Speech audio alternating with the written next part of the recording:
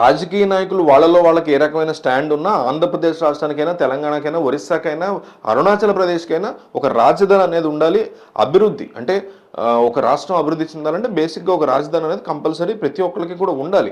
అది ఇన్నాళ్ళు డిసైడ్ అవ్వకపోవడం, దాని విషయంలో అనేక రకాల ఇబ్బందులు రావడం, అప్పట్లో మట్టి నీరు పట్టుకొచ్చి మన మొహాన్ని కొట్టినటువంటి నరేంద్ర మోడీ ఈరోజు మళ్ళీ డబ్బులు ఈ శంకుస్థాపన కార్యక్రమం రావడం, ఇవన్నీ కూడా జరుగుతున్నాయి. అయితే దీనికి జగన్మోహన్ రెడ్డి రాకపోవడానికి ఒక సీరియస్ స్ట్రాంగ్ రీజన్స్, అనేక రీజన్స్ ఉన్నా కూడా 3 ఖచ్చితమైనటువంటి కారణాలు కనబడుతున్నాయి. వాటి గురించి వీడియోలో మాట్లాడుకుందాం. ఒక 5000 లైక్స్ టార్గెట్ పెట్టుకున్నాం నేను మా టీము. దయచేసి ఇవ్వండి. ఒక లైక్ ఇచ్చి వీడియో చూడడం కంటిన్యూ చేయండి, మాకు చాలా ఎంకరేజింగ్ ఉంటుంది.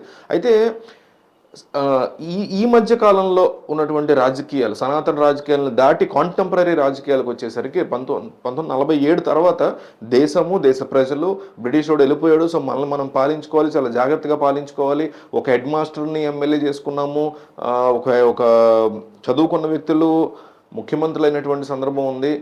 ఏమీ లేని చిన్న స్థాయి నుంచి వచ్చిన వాళ్ళు ఎమ్మెల్యేలు, ఎంపీలుగా ఎదిగి మళ్ళీ అట్లాగే ఉండిపోయినటువంటి స్థాయి రాజకీయాలు అప్పుడు జరిగాయి. ఇప్పుడు కాంటెంపరీ పాలిటిక్స్లో తెల్లారిన దగ్గర నుంచి అవతలోడు ఎంత మంచి చేసినా దాన్ని నెగిటివ్గా మాట్లాడడమే. అది చంద్రబాబు చేస్తే జగన్, జగన్ చేస్తే చంద్రబాబు, పవన్ కళ్యాణ్, ఇది రేవంత్ చేస్తే కేసీఆర్, కేసీఆర్ రేవంత్, రాహుల్ మోడీ, ఈ కైండ్ ఆఫ్ మెంటాలిటీలు భయంకరంగా పెరిగిపోయినాయి. సో ఆంధ్రప్రదేశ్ రాష్ట్రానికి సంబంధించి ఏదైనా ఒక కార్యక్రమం, అది తర్వాత అది ఏమవుతుందో తర్వాత, ముందు దేశ ప్రధాని వస్తున్నప్పుడు అది తెలంగాణకైనా వర్తిస్తుంది, ఒడిశాకైనా వర్తిస్తుంది. అందరు ప్రతిపక్షాల గురించి చెప్తున్నాయి. ఇక్కడ జగన్ అంటాం కాదు, జగన్ ప్లేస్లో చంద్రబాబును అదే చేస్తారు. ఆయన కూడా ఏం ఎగపడిపోయి వచ్చారు. ఇది అమరావతి కాకుండా వైజాగ్లో జరుగుతున్నట్లయితే ఈ కార్యక్రమం, నరేంద్ర మోడీ వస్తున్నట్లయితే, అక్కడ జగన్, ఇంకొకళ్ళు బొత్స, వీళ్ళు ఎవరైనా ఉన్నట్లయితే చంద్రబాబు కూడా రారు బేసిక్గా.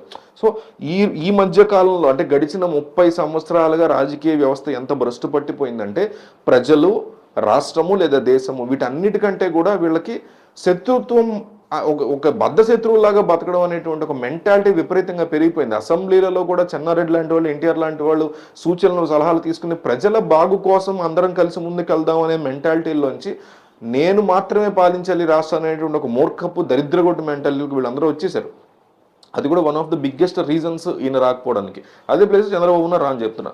సో రెండోది ఏంటంటే, ఇప్పటి వరకు ఈ క్షణం వరకు నేను ఈ వీడియో చేస్తే ఈ మే 2వ తారీఖు వరకు కూడా పార్టీ పెట్టిన దగ్గర నుంచి, వైసీపీ పెట్టిన దగ్గర నుంచి మే 2వ తారీఖు వరకు కూడా ఆంధ్రప్రదేశ్ రాజధాని విషయంలో వైసీపీకి సరైనటువంటి స్టాండే లేదు.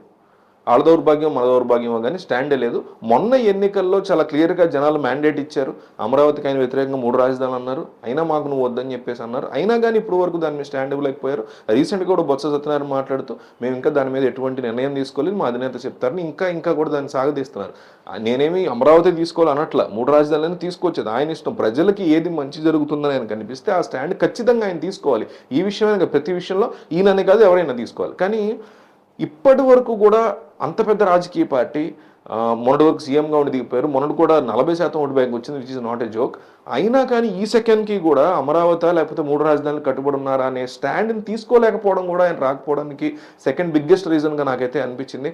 అండ్ 3వ బిగ్గెస్ట్ రీజన్ ఏంటంటే, రేపు పొద్దున ఆబ్వియస్లీ వైజాగ్ని ఆయన రాజధానిగా చేసుకున్నప్పుడు ఆయనకి సంబంధించినటువంటి లొసుగులు, భూములు, ఈ కాన్సెప్ట్ మీద చేసుకుంటారు వీళ్ళు. ఈయన అమరావతి అప్పట్లో చేసిన ఈ భూములు, ఈ గందరగోళం, దీని ద్వారా డబ్బులు సంపాదించిన మార్గాల కోసం వీళ్ళు చేసుకుంటారు.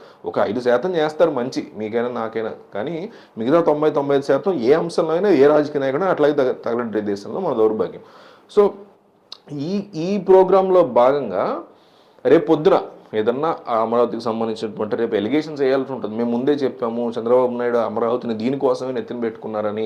అంటే రేపు పొద్దున ఆబ్వియస్లీ ఆయన అధికారంలోకి వచ్చే ముందో, ఎలక్షన్ ముందో, ఒకవేళ వస్తే అధికారులు అంటే ఒకవేళ గెలిచి అధికారంలోకి వస్తారని వాళ్ళు అనుకుంటారు, ఏ పార్టీ అయినా కాబట్టి వాళ్ళు అధికారంలోకి వస్తారా అనుకునే ముందో, ఎలక్షన్ ముందో, లేకపోతే మోడీ వెళ్ళిపోయిన అరగంట తర్వాత ఎప్పుడో ఒకప్పుడు ఎలిగేషన్స్ అయితే వేస్తుంది, ప్రతిపక్షం అన్నాక వేస్తుంది.